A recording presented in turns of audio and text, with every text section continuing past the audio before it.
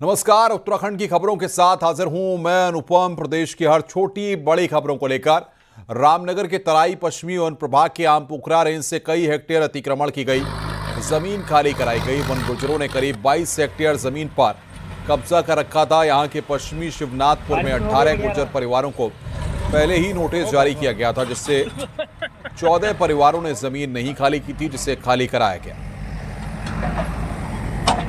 22 hectare जमीन कब्जा मुक्त कराई गई है।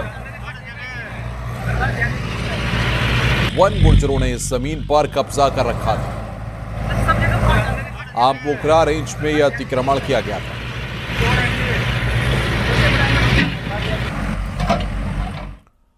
उत्तराखंड में धार्मिक अतिक्रमण के खिलाफ एक बार फिर सख्ती से अभियान शुरू होने जा रहा है। सीएम धामी के निर्देश के बाद सरकारी जमीनों पर हो रहे धार्मिक अतिक्रमण का दोबारा चिन्हीकरण कर दिया गया है। देखिए रिपोर्ट।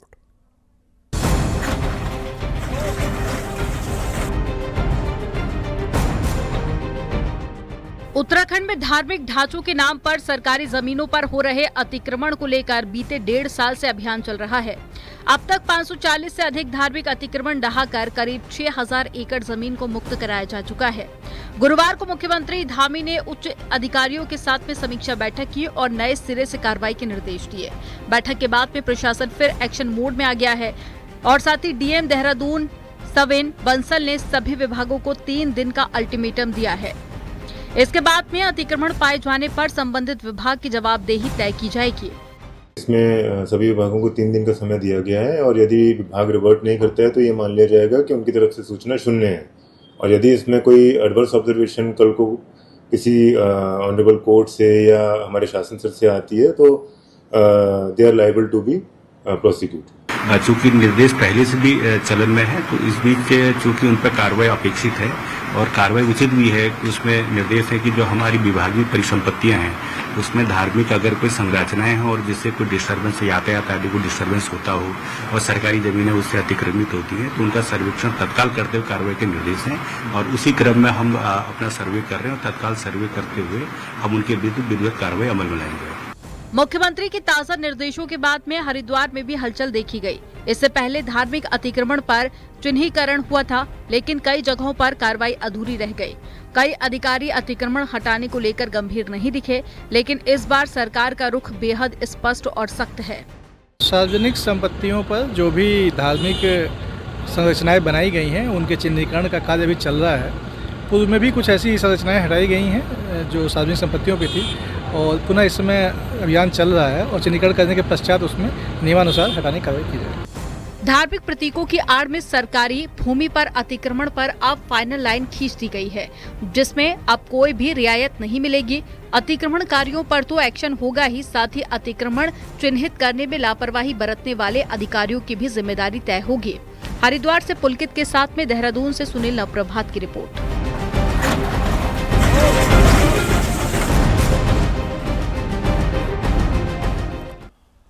उत्तराखंड की बदलती डेमोग्राफी लगातार सुर्खियों में है। ये बात राष्ट्रीय सुरक्षा के लिहाज से बेहद चिंताजनक है, लेकिन आज हम आपको वो अड्डा दिखाएंगे जो इस डेमोग्राफी को बदलने में अहम भूमिका निभा रहे हैं।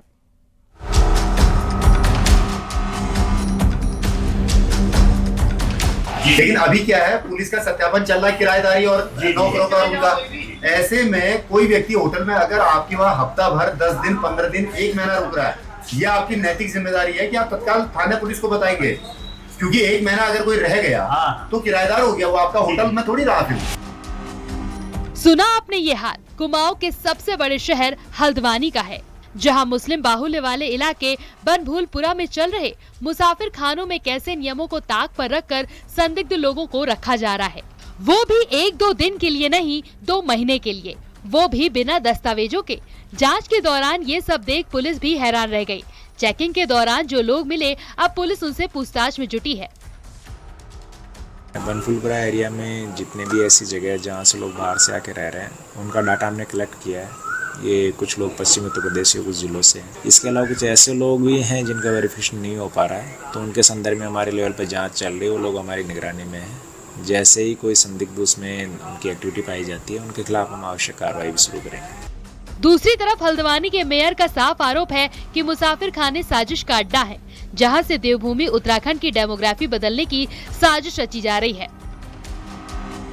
इस बात को मैं लगातार कई वर्षों से कहते आ रहा हूँ कि उत्तराखंड की डेमोग्राफी चेंज करने का बहुत सारे एक मिशन के तौर पर ये काम हो रहा है। जहाँ तक बलनपुरा के मुसाफिर खानों की बात है, वहाँ पर मुझे कल पता चला कि कुछ लोग जो एक डेढ़ महीने से उन होटलों में मुसाफिर खानों में रुके हुए थे, निश्चित रूप से उनकी जांच होनी चाहिए, सत्यापन होना चाहिए, कौन लोग हैं, क्या लोग हैं। जाहिर है भारत और नेपाल के इंटरनेशनल बॉर्डर पर बसी देवभूमि की डेमोग्राफी तेजी से बदल रही है और इसमें सबसे बड़ा हाथ पश्चिम बंगाल, यूपी, बिहार, महाराष्ट्र और अन्य राज्यों से आए बाहरी लोगों का है और ऐसे मुसाफिर खाने इनके मददगार साबित हो रहे हैं। हल्द्वानी से न्यूज़ 18 के लिए शैलेंद्र नेगी की रिपोर्ट।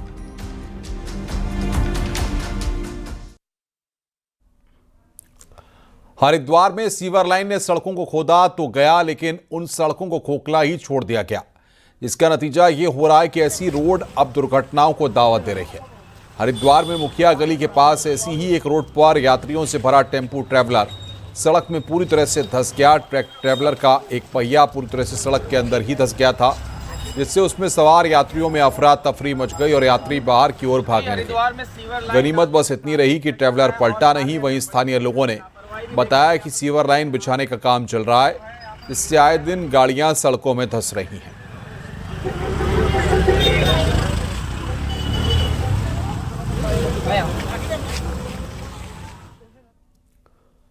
हरिद्वार के सुमन नगर क्षेत्र में जंगली हाथी की आवाजाही बनी हुई है। गुरुवार देर शाम जंगल से निकलकर हाथी बीच सड़क पर आ गया, जिसे देखकर सड़क के दोनों ओर ट्रैफिक थम गया।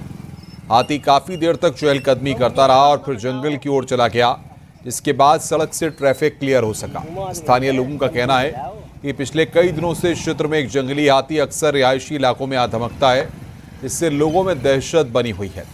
वन विभाग को हाथी की रोकथाम के लिए ठोस कदम उठाने चाहिए।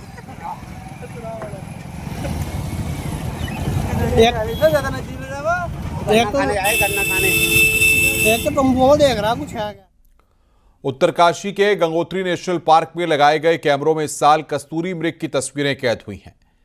वहीं इसके साथ ही स्नो लेपर्ड, भूरा भालू की तस्वीरें भी जोड़े और झुंड में देखी गई हैं। इससे पार्क प्रशासन उत्साहित नजर आ रहा है। अधिकारियों का कहना है कि ये तस्वीरें पार्क क्षेत्र की सुरक्षित पर्यावरणीय और पारिस्थितिक तंत्र की ओर संकेत कर रहे हैं। गंगोत्री नेशनल पार्क को दुर्लभ वन्य जीवों का घर कहा जाता है। विश्व के सबसे दुर्लभ प्रजाति में शामिल वन्यजीव गंगोत्री ग्लेशियर, केदारताल और भारत चीन अंतर्राष्ट्रीय सीमा पर नेलांग जादूंग घाटी में पाए जाते हैं। इनकी सुरक्षा के लिए पार्क प्रशासन की ओर से पूरे क्षेत्र में करीब 40 ट्रैप कैमरे लगाए गए थे। गंगोत्री नेशनल पार्क में मुख्यतः जो हमारे कैमरा ट्रैप्स लगे थे, इस बार तो कैमरा ट्रैप्स में snow leopard, brown bear, leopard cat, musk deer, bharal, ये सब जानवर हमारे उसमें कैप्चर हुए हैं और रेड फॉक्स भी बल्कि कैप्चर हुई है। मुख्यमंत्री पुष्कर सिंह धामी ने सीएम आवास में आयोजित कार्यक्रम में परिवहन विभाग में सीधी भर्ती के माध्यम से चयनित 112 परिवहन आरक्षियों को नियुक्ति पत्र दिए। मुख्यमंत्री ने सभी को शुभकामना देते हुए कहा कि परिवहन आरक्षी का पद महत्वपूर्ण है, चाहे यात्री सेवाओं का संचालन हो, सड़क सुरक्षा की निगरानी हो, रजिस्ट्रेशन की प्रक्रिया हो या प्रदूषण नियंत्रण। सीएम ने कहा कि हर व्यवस्था में इनकी अहम भूमिका है। सीएम ने आगे कहा कि आपकी ये नौकरी सिर्फ एक सरकारी नौकरी नहीं, बल्कि एक सामाजिक उत्तरदायित्व भी है। आपकी ये नौकरी मात्र एक सरकारी नौकरी नहीं है, बल्कि सरकारी नौकरी के साथ साथ एक सामाजिक उत्तरदायित्व भी है, जिसको आप सबको निभाना है। मैं आप सबसे अपेक्षा करता हूं, आप न केवल अपने कार्यस्थल पर कर्तव्य निष्ठा और अनुशासन बनाए रखेंगे, बल्कि आमजन के साथ संवाद और सहयोग की भावना से भी काम करेंगे। ऑपरेशन सिंदूर की सफलता के बाद बीजेपी ने पूरे प्रदेश में शौर्य सम्मान यात्रा निकाली और अब इसे मंडल और बूथ स्तर तक ले जाने की तैयारी है। बीजेपी प्रदेश प्रभारी दुष्यंत गौतम ने पदाधिकारियों की मीटिंग ली और इसमें फैसला लिया गया। उन्होंने कहा कि पूरे देश भर में तिरंगा सम्मान यात्रा को अच्छा रेस्पॉन्स मिला है, लिहाजा शौर्य को आगे भी बढ़ाया जाएगा। सैनिकों के पराक्रम को सलाम कर रहे हैं, सलूट मार रहे हैं। इसकी कोई समय सीमा नहीं है, खाली उत्साहित करना है और काम को बूथ लेवल तक जनता के गांव में, देहात में, स्कूल में, डिस्पेंसरी में, हॉस्पिटल में, मार्केट के अंदर लेकर जाना है। अब उत्तराखंड देश का तीसरा ऐसा राज्य बनने जा रहा है जहां वेद उपनिषदों की पढ़ाई होने जा रही है। सीएम धामी के निर्देश के बाद उच्च शिक्षा विभाग ने दून यूनिवर्सिटी में हिंदू स्टडीज कोर्स शुरू करने की परमिशन दे दी है। इसके बाद 20 सीट पर एडमिशन की प्रक्रिया शुरू हो गई है। देखिए रिपोर्ट।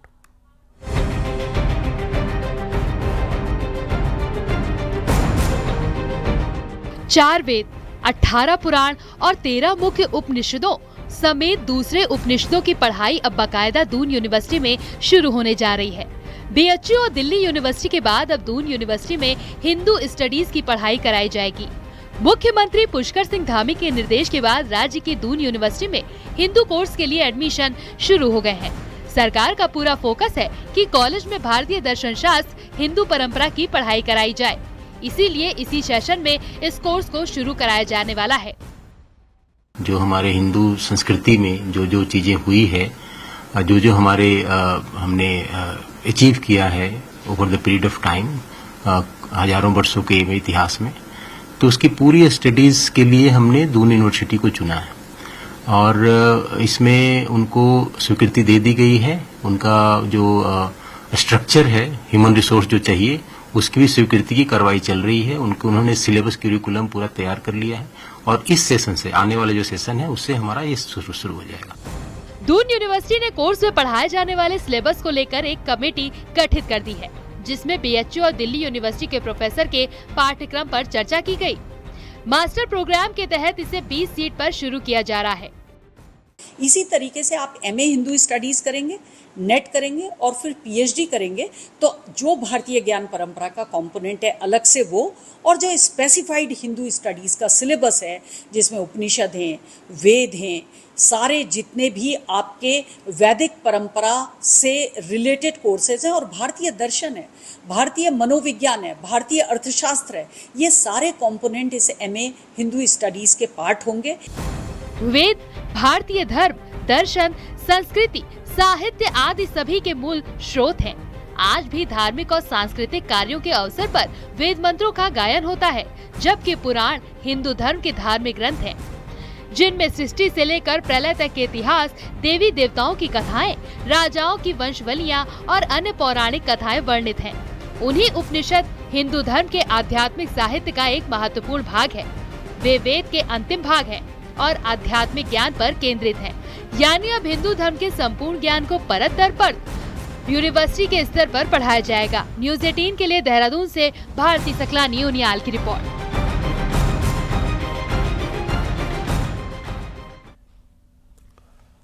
अल्मोड़ा में अपने कार्यक्रम के दौरान कांग्रेस के बड़े नेता एक मंच पर नजर आए और बड़ा कार्यक्रम किया। अल्मोड़ा खैरना हाईवे पिछले 8 महीने से क्वारब के पास प्रभावित है। यहां पहुंचे बड़े कांग्रेस नेताओं ने एक सुर में प्रशासन और बीजेपी सरकार के खिलाफ हल्ला बोल किया और पहाड़ के साथ खिलवाड़ का आरोप लगाया। राज्य की नहीं बल्कि केंद्र सरकार पर भी पहाड़ के साथ उपेक्षा करने का आरोप लगाया है। इस दौरान डीएम ऑफिस का घेराव भी किया गया। कांग्रेस के बड़े नेता एक मंच पर नजर आए। पूरे उत्तराखंड में हमारे आधे हिस्से को काट के रख दिया है।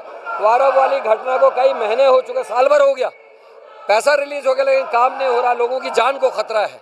कैची धाम से आगे को हमारे लोग आ नहीं पा रहे।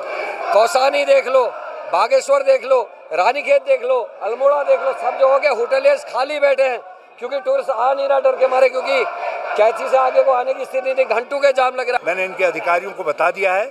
मैंने कहा क्या 4 कदम तुमको क्या उठाने चाहिए क्वारब के ट्रीटमेंट के लिए। अप्राकृतिक तरीके से मत करिए, प्राकृतिक तरीके से प्रकृति से लड़िए तो समाधान निकल आएगा। सरकार पूरी तरह विफल हो चुकी है और विकास अवरुद्ध हो चुका है।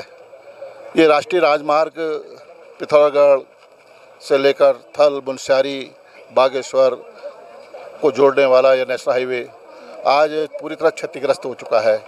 क्वारब का पुल बन नहीं पा रहा है।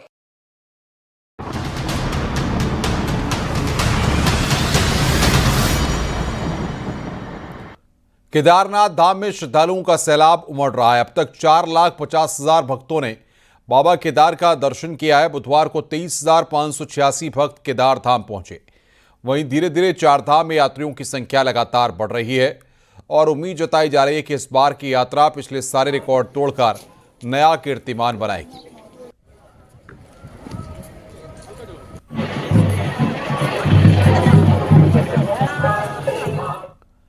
चारधाम यात्रा अब रफ्तार पकड़ने लगी है। बद्रीनाथ धाम के कपाट खुलने के बाद अब तक धाम में 2,94,000 श्रद्धालु बद्री विशाल के दर्शन कर चुके हैं।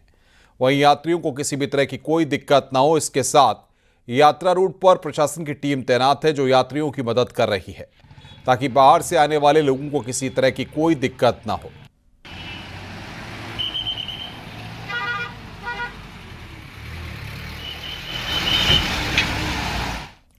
उत्तरकाशी में गंगोत्री यमुनोत्री धाम में अब तक 4,10,000 से ज्यादा यात्री दर्शन कर चुके हैं।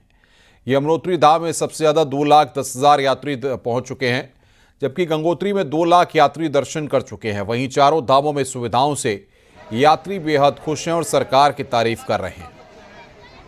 उत्तराखंड की ये बहुत ही दुर्लभ पहाड़ियों में बहुत ही विहंगम दृश्य है, जहाँ भागीरथ जी ने वो तपस्या की, वो भोलेनाथ प्रकट हुए थे, जिसमें से उनकी जटाओं में से गंगा मैया निकले थे, जो कि हमारे लिए बहुत ही प्रेरणा स्रोत है। चारधाम यात्रा में बड़ी संख्या में जो श्रद्धालु है गंगोत्री और यमुनोत्री धाम में पहुंच रहे हैं। इस समय गंगोत्री धाम में न्यूज 18 है।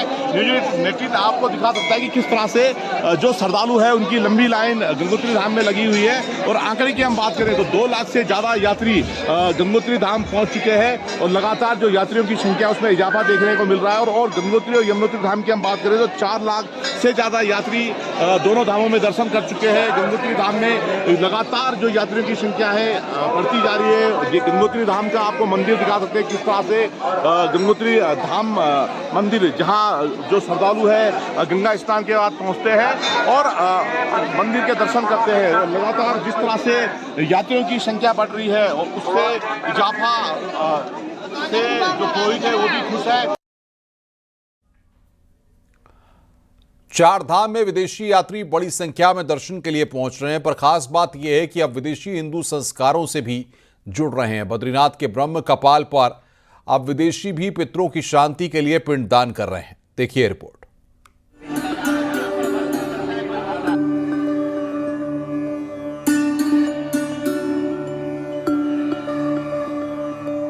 चारधाम में विदेशी यात्री बड़ी संख्या में दर्शन के लिए पहुंच रहे हैं, पर खास बात यह है कि अब विदेशी हिंदू संस्कारों से भी जुड़ रहे हैं।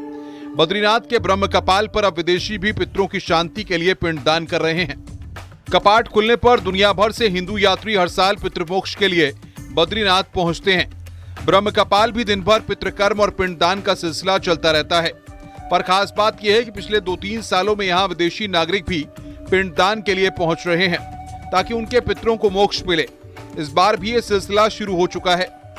हिंदू धर्म में गोत्र देखकर तर्पण पिंडदान होता है, पर विदेशी नागरिक बद्रीनाथ में भगवान विष्णु को साक्षी मानकर पिंडदान कर रहे हैं।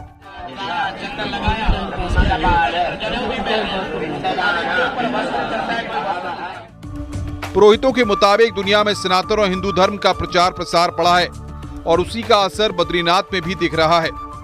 आज विदेशों में भी हमारे हिंदू धर्म को लोग अपना रहे हैं, हमारे सनातन धर्म को मान रहे हैं। मलेशिया से, इंग्लैंड से, रशिया से लोग आकर के यहाँ पर पिंडदान कर रहे हैं। हमारी सनातनी सभ्यता है उसको अपना करके और हिंदू धर्म को प्रचार प्रसार के लिए विदेशों में भी प्रचार प्रसार कर रहे हैं।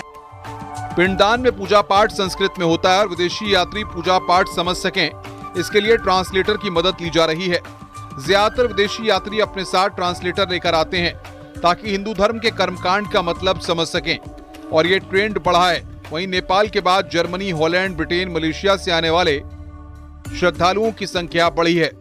ये विदेशी तीर्थयात्री आ रहे हैं, इसमें रूस है, जर्मन है, मलेशिया है, हॉलैंड है। ये श्रद्धालु अपनी मोक्ष, पितरों के मोक्ष प्राप्ति के लिए आ रहे हैं। और जब हमने इनसे पूछा तो क्या है, तो उनका ये मानना है कि सनातन धर्म में उनका विश्वास है। इस साल अब तक 32,000 से ज्यादा विदेशी यात्रियों ने चारधाम के लिए रजिस्ट्रेशन करवाया है, जो बताने के लिए काफी है कि हिंदू धर्म के मुताबिक दर्शन पूजन का क्रेज विदेशियों में बढ़ा है। जोशीमठ से नितिन के साथ Dipankar Bhatt, news 18, Dehradun.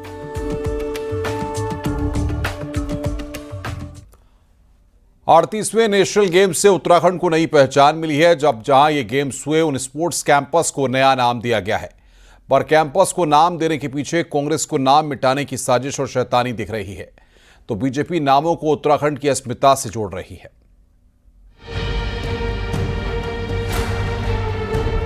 38वें national games को 3 महीने हो चुके हैं, पर करोड़ों रुपए खर्च करके जो स्टेडियम, ग्राउंड, रेसिंग ट्रैक बनाए गए हैं, उनके पूरे कैंपस का नामकरण स्पोर्ट्स डिपार्टमेंट ने किया है। देहरादून, हरिद्वार, हल्द्वानी, रुद्रपुर के स्पोर्ट्स कैंपस अब नए नाम से पहचाने जाएंगे। मसलन देहरादून कैंपस का नाम अब रजत जयंती स्पोर्ट्स कैंपस होगा, जिसमें Maharana Pratap sports college, Rajiv Gandhi international cricket stadium आते हैं। इसी तरह से हल्द्वानी कैंपस का नाम मानस खंड स्पोर्ट्स कैंपस होगा, जिसमें इंदिरा गांधी स्टेडियम आता है। और रुद्रपुर में कैंपस को अब शिवालिक स्पोर्ट्स कैंपस और हरिद्वार कैंपस को योग स्थलीय स्पोर्ट्स कैंपस के नाम से जाना जाएगा। स्पोर्ट्स कैंपस के नए नाम रखे गए हैं, तो इसके पीछे की वजह है खेल मंत्री रेखा आर्या ने बताई। वो अपने नाम के साथ में यथावत बनी हुई है, केवल और केवल उस प्रीमाइसेस में जिस प्रीमाइसेस में ये बने हुए हैं, तो उस क्षेत्र का या उस परिसर का नाम जो है हम लोगों ने एक नया नाम दिया है। कहीं पर रजत जयंती खेल परिसर दिया गया है, कहीं पर मानसखंड खेल परिसर दिया है, कहीं पे शिवालिक खेल परिसर दिया और कहीं पर हमने योग स्थली खेल परिसर दिया है। खेल मंत्री रेखा आर्य ने साफ कर दिया कि स्टेडियम कॉम्प्लेक्स के पुराने नाम बरकरार रहेंगे और नया नाम पूरे कैंपस का होगा, लेकिन कांग्रेस को इसमें नाम मिटाने की शैतानी दिख रही है, क्योंकि स्टेडियम के नाम इंदिरा गांधी, राजीव गांधी के नाम पर है। तो बीजेपी नए नामों को उत्तराखंड की पहचान बता रही है।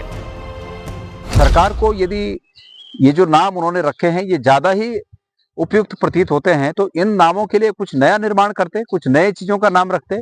लेकिन इंदिरा गांधी स्टेडियम का नाम बदलना है और तो और महाराणा प्रताप स्टेडियम का नाम बदलना है। सरकार के ये कृत्य सोच से परे हैं, समझ से परे हैं, तर्कों से परे हैं। जितने भी हमारे स्टेडियम है, इनके जो खेल परिसर हैं, इनको एकीकृत करके उन्होंने जो नाम रखे गए हैं, तो ये नाम जो भी रखे गए हैं, चाहे वो रजत जयंती के रूप में रखे गए हों, चाहे वो मानसखंड के रूप में रखे गए हों, ये उत्तराखंड के देवभूमि से जुड़े जो हमारी संस्कृति है उसको दर्शाता है। नाम की राजनीति कोई नई नहीं है। वक्त वक्त पर सरकारें बदलने के साथ में नाम भी बदलते हैं। ऐसे में जहां कांग्रेस ने अपने वक्त पर अस्पताल से लेकर स्टेडियम के नाम अपने नेताओं के नाम से जोड़े, तो वहीं अब बीजेपी अपने हिसाब से नाम बदलने और नए नाम रखने का काम कर रही है। Bureau report, news 18।